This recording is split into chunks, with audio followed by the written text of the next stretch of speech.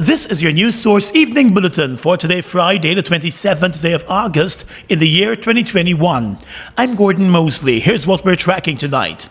Education Minister Priya Manik Chand has defended the government's decision to reopen schools on the 6th of September, even as the country continues to experience a spike in the spread of COVID-19, with all indications pointing to the presence of the Delta variant of the virus in Guyana. At an afternoon press conference with all of her senior education officers at her side, the minister said the decision to reopen schools was based on several international studies and also based on the government's own conviction that children have been away from face-to-face learning for way too long. So we have to balance staying out of school and being entirely, I don't want to say stay safe, staying out of school and avoiding the responsibility of a child who becomes ill, because that's all we're doing. Frank Anthony, the Minister of Health, said to you very clearly that over the last year, 4,000 children contracted the virus. Over the last year, we have been closed for schools. So they didn't get it from the school. They got that from home and parents and communities. Manik Chand also contended that safety must be balanced with practicality, adding that while it is important to keep the children safe, it is also important to have them in a learning facility, explaining that keeping a child at home might have long-lasting impacts on not only the child but generations. So if we keep schools closed, it's because we want to take the easy way out, and easy is always nice. So don't trust me when I say it's very tempting to say we now open these schools.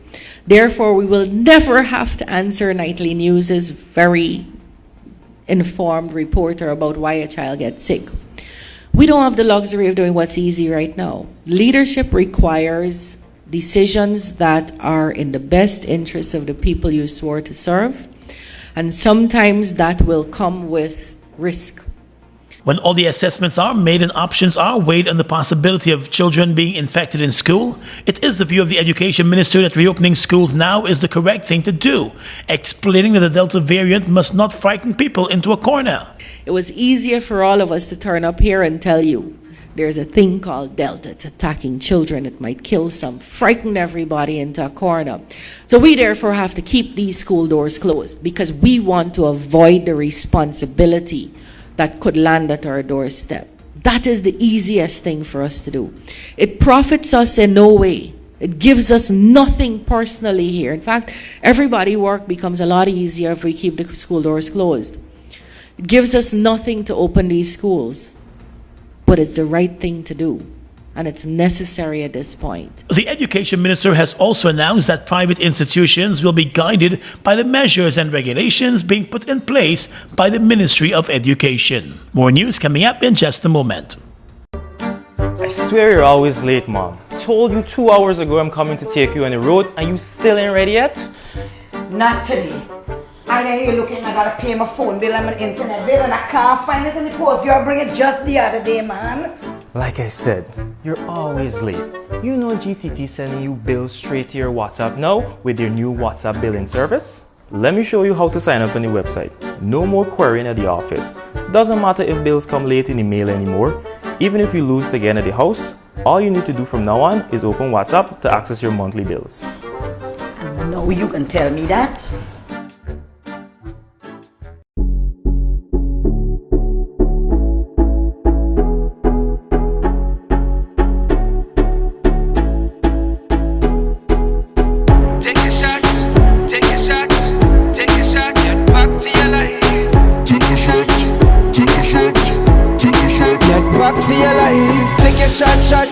Take your shot, take your shot, get back to your life. Take your shot, take your shot, take your shot, get back to your life. A message from Republic Bank.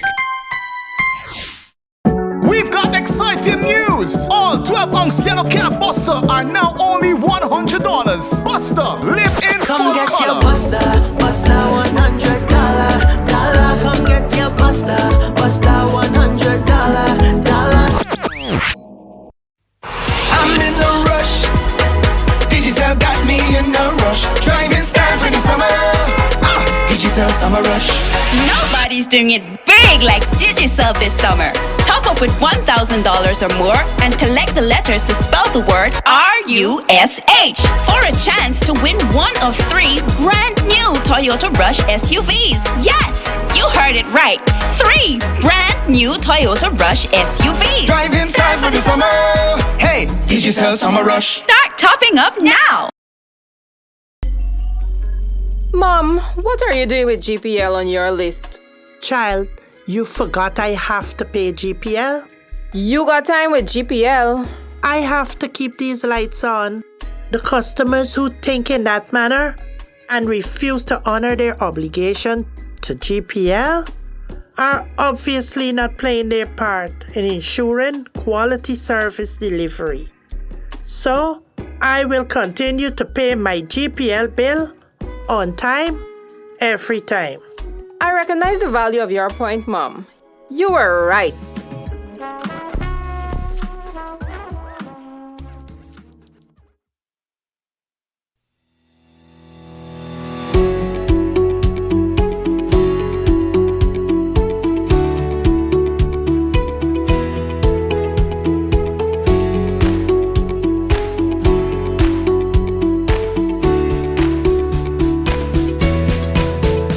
Let GBTI make your dreams of owning a home a reality. Buy or build your home with us. Let us help you to completely outfit your home and make it move-in ready. Need to purchase land? We finance that too. Benefit from our 10% down payment and interest rates as low as 4.25%. Calculated on the reducing balance with up to 30 years to repay. Switch your mortgage to us and learn about benefiting from the equity in your home. Invest wisely. Apply online or call your branch to schedule an appointment. GBTI, we see Guyana through your eyes. Welcome back.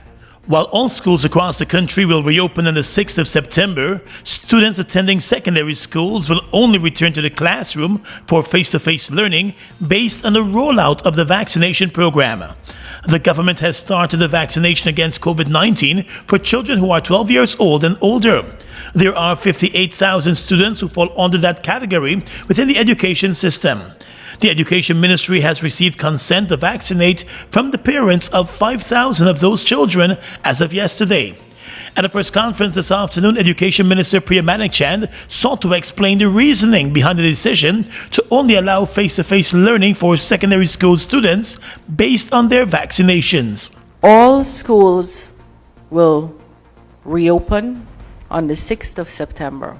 The school term begins on the 6th of September. But secondary schools will reopen as the vaccine rolls out. And so even as you hear the individual plans for secondary schools, that will take effect only once the vaccine program has been rolled out by the Ministry of Health, who is working in collaboration with the Ministry of Education. The majority of secondary schools are expected to reopen on a rotational basis, with individual schools expected to set their own plan and agenda for face-to-face learning. The Education Ministry has announced that at least 7 schools will reopen fully for all grades. Assistant Chief Education Officer for Secondary Schools, Junan Gonzalez, indicated that all plans for the reopening have taken the various health protocols into consideration for the safety of students and teachers and other staff members. For each of the secondary schools across the country, there are individual plans which were crafted by the school's administration in collaboration with their PTA associations and the regional democratic councils. At the secondary level, 2 modalities will be utilized for the reopening of schools, which vary across the country and across regions based on the school's location, capacity, enrollment, and the number of teachers on the teaching staff. As such, 7 of our secondary schools will be reopened for all grade levels on the 6th of September, while the remainder, 126, which is inclusive of our PICs, will be on a rotational basis. It was further explained that the Ministry of Education will release the full details on its website and social media pages on the various plans for the various schools. At the primary level, while all schools will reopen their doors on the 6th of September, only 40 of the more than 400 primary schools across the country will be fully open for face-to-face learning. The majority of primary schools will also have a rotational system in place. Nursery schools are expected to follow a similar rotation system with shorter hours of interaction. Chief Education Officer Dr. Marcel Hudson said it is important for Guyana's children to return to the classroom for face-to-face learning. He said there is great worry about the dropout rate and the long-term impact the continuous closure of schools could have on the students. We have no choice. And so it is incumbent that we move in this direction. What we need to make this work is the unfettered support of all our stakeholders.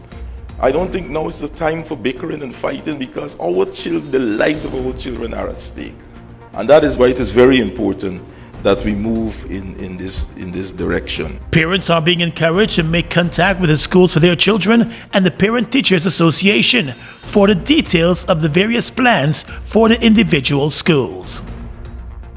In the world of politics, opposition leader Joe Harmon has poured cold water on the 2 no-confidence motions filed by members of the Alliance for Change Region 4 councillors against the chairman and vice chairman of Region 4, who are both members of the APNU. The motions filed by the AFC members are seeking to remove their coalition partners, Chairman Daniel Searam and Vice Chairman Samuel Sandy, from presiding over the country's most populated region and the coalition's strongest electoral base. During a press conference today, Mr. Harmon said there appears to be some disagreement among the members, which, while being nothing new, will be resolved. But I can say to you that at the level of the leadership of the AFC and APNU, that these issues are being resolved and will be resolved. And they'll be resolved to the benefit of the people of Region 4 that are affected by this motion, and so that we can have a smooth movement in the RDC on issues which affect the thousands of Guyanese who voted for us.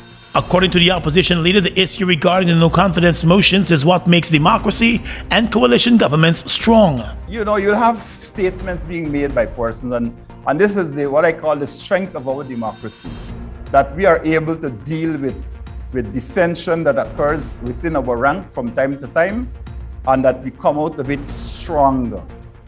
We believe that we are better together.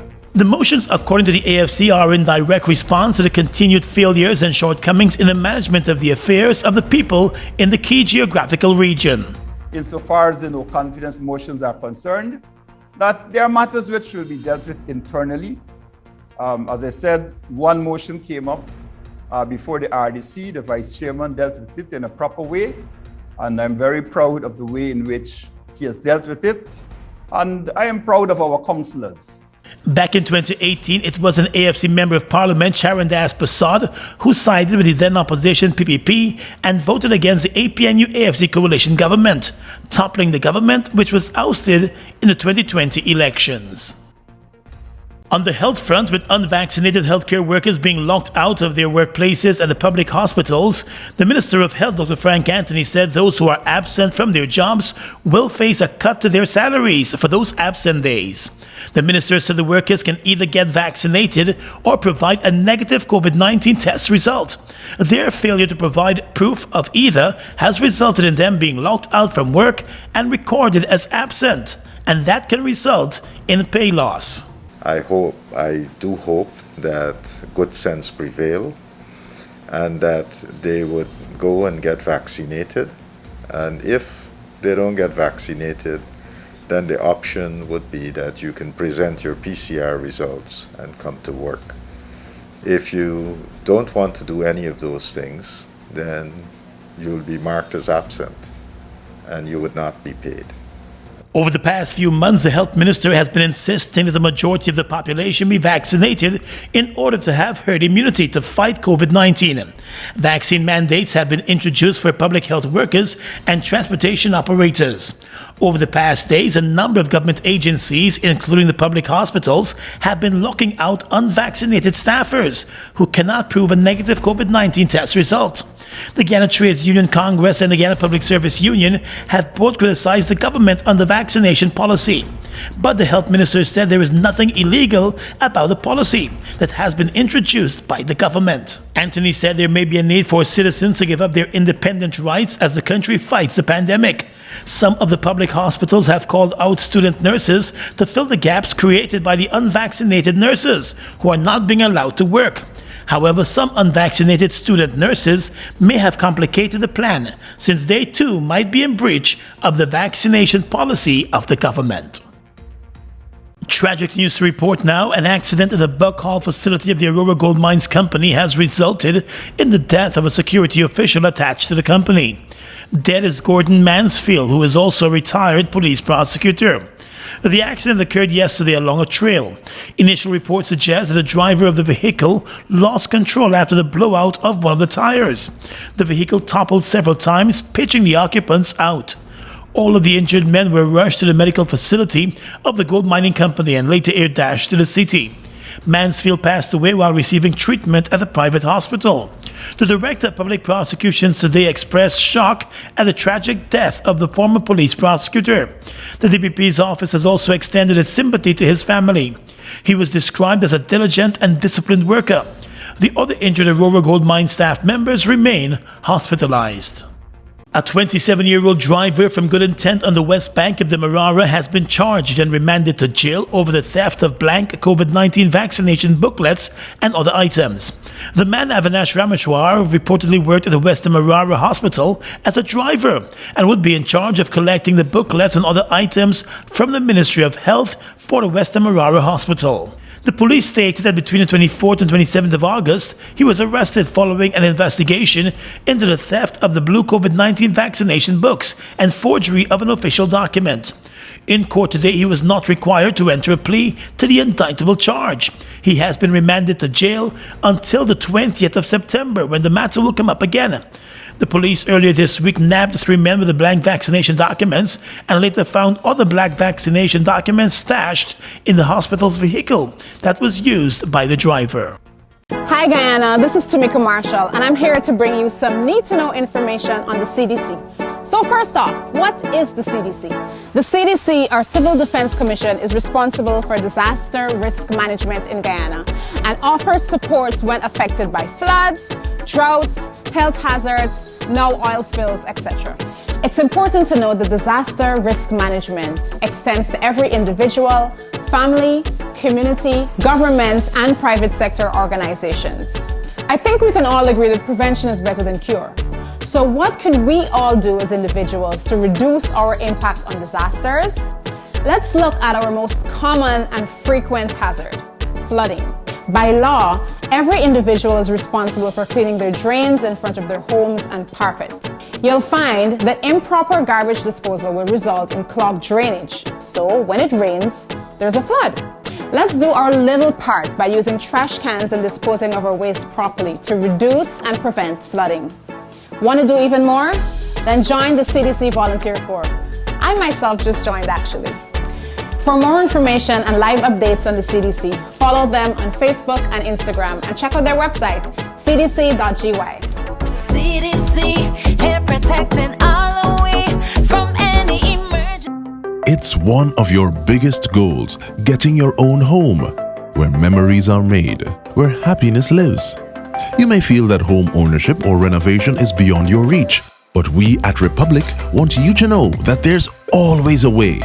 Ask us about our suite of mortgages. Let's help make your housing wishes come true. Or advise on how the equity in your existing home can finance other dreams and goals. Call or go online to learn more. We've got exciting news! All 12-ounce yellow cab Buster are now only $100. Buster, live in Come full get color. your Buster, Buster $100. Come get your Buster, Buster $100. We are legions of men standing strong, but never too proud to stoop and help someone. We must send a clear signal to all. Do right. Walk in upright ways, knowing that's what being a man is all about. And ever aware that things will only get worse when good men do nothing. Stand strong. Be the one to live right. I swear you're always late, Mom. Told you 2 hours ago I'm coming to take you on the road and you still ain't ready yet? Not today.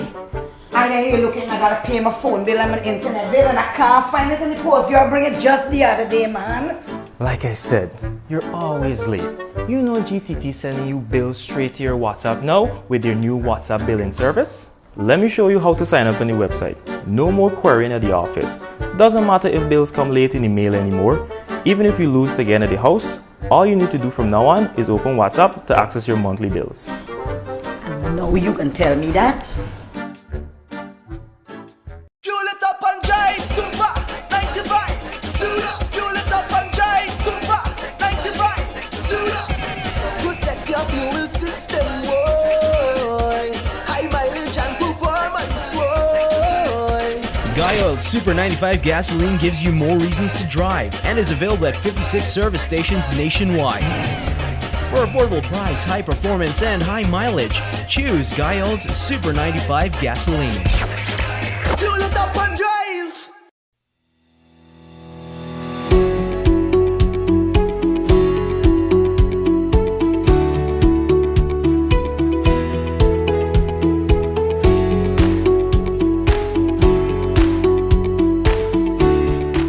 Across the region tonight, the Pan American Health Organization is recommending that member countries adopt a phased approach to reopening schools for face-to-face learning in the new academic year in light of the COVID-19 pandemic. PAHO Director Dr. Carissa Etienne says this approach should take into consideration the local epidemiological situation, which she notes can change rapidly. She says surveillance will be key to ensuring that reopening is done safely and that learning environments remain safe.